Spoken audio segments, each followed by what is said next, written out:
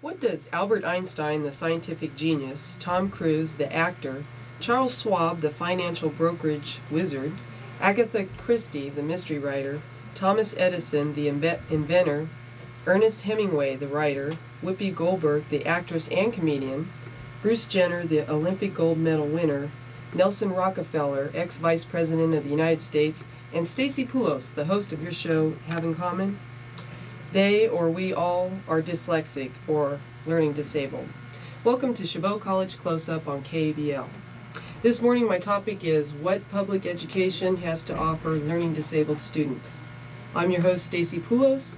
Along with me are three specialists that deal with three different phases of a learning disabled student's life in school.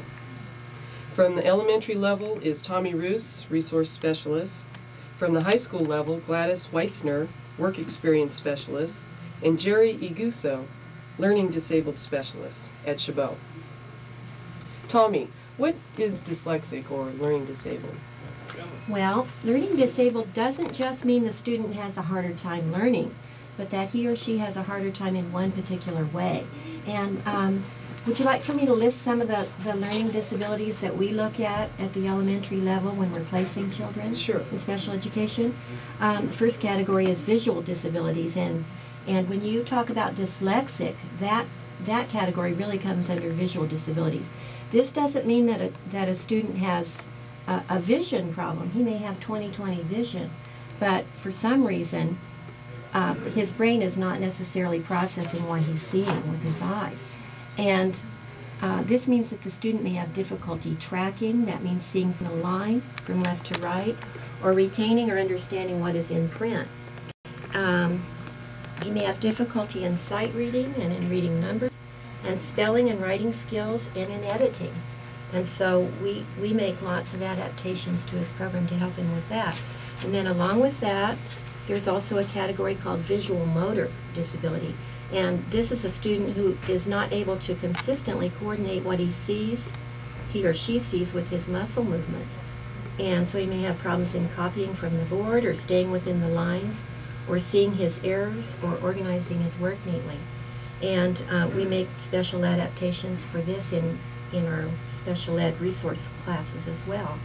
Then the next category would be visual memory, and this is a student who's unable to retain much of what he sees and has a difficult time visualizing materials. I don't know if you want me to go into all the adaptations that we make. They're pretty long.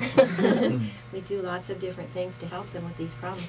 Let me go on to the other categories. We also have auditory disabilities, and these are children who don't necessarily have a hearing problem, but children who simply do not process or retain what they take in through their ears. And once again, like a visual disability, an auditory disability is just that, not a reflection of intelligence, because these students are often very intelligent. I have children who could qualify for a GATE program as well as having a learning disability, and they often appear slow or inattentive because of their non-response to oral information. The auditory perception area is the student who cannot consistently match a sound that he hears with a symbol or a letter or a group of letters.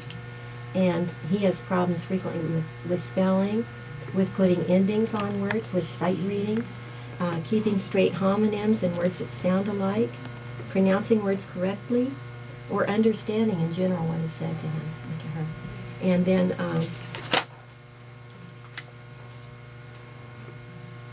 we have the student who is handicapped in the area of auditory processing, who sometimes might be accused of daydreaming by his parents and his teachers, because he often just does not get what is going on in the classroom in a large group setting.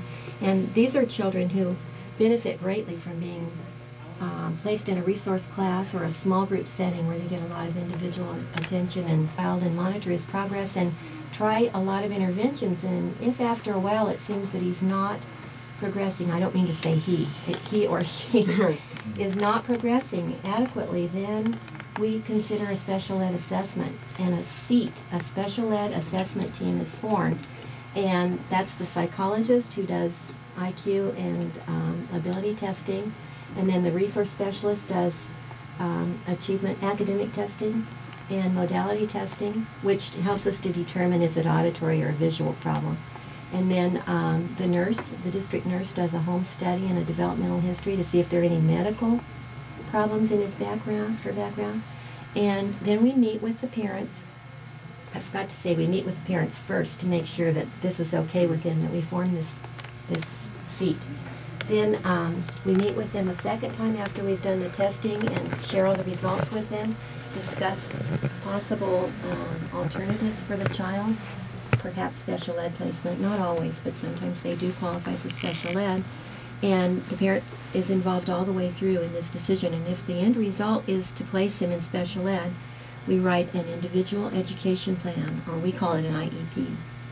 And we write goals for a year, annual goals for the child, and then short-term goals in his particular area that he needs help.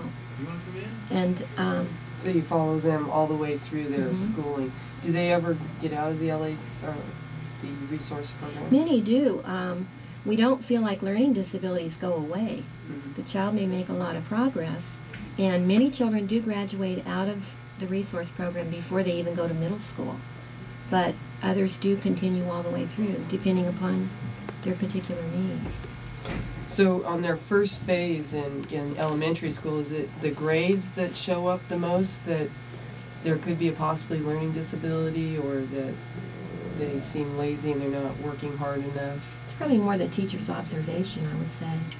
Would you say that's on the college level also? Yes, absolutely. In fact, many of the things that Tommy's been mentioning that applies exactly what happens at the community college level.